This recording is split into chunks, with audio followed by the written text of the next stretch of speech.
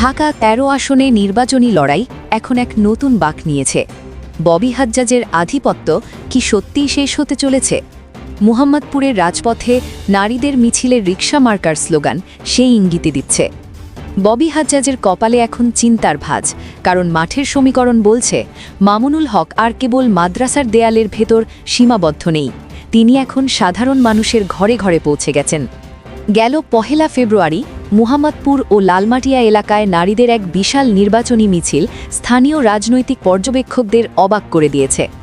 রিকশা প্রতীকের ব্যানার হাতে এই মিছিলে অংশ নেওয়া নারীরা মাদক, সন্ত্রাস ও চাঁদাবাজিমুক্ত এলাকা গড়ার অঙ্গীকার করেন। জাতীয় নাগরিক পার্টির নেত্রী আনিকা তাহসিনের নেতৃত্বে এই মিছিলে এনসিপি এবং খেলাফত মজলিসের নারী কর্মীদের স্বতঃস্ফূর্ত অংশগ্রহণ প্রমাণ করে যে মামুনুল হকের গ্রহণযোগ্যতা নারী ভোটারদের মধ্যেও দ্রুত বাড়ছে। এই আসনে মামুনুল হকের অবস্থান শক্তিশালী হওয়ার পেছনে রয়েছে জোটবদ্ধ রাজনীতি।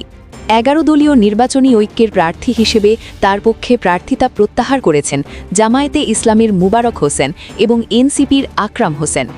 এই জোটের শক্তি ববি হাজ্জাজের জন্য এক বিশাল চ্যালেঞ্জ হয়ে দাঁড়িয়েছে।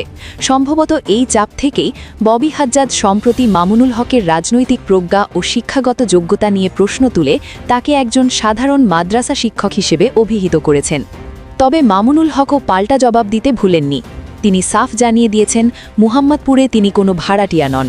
তার সাথে থাকা কর্মীরা টাকা দিয়ে আনা কোনো ভাড়াটে সৈনিক নয়, বরং তারা আদর্শের টানে নিজের খেয়ে রাজপথে নেমেছেন। কালো টাকার রাজনীতির ঊর্ধ্বে থেকে তিনি যে ত্যাগের রাজনীতির কথা বলছেন তা স্থানীয় তরুণদের ভীষণভাবে টানছে।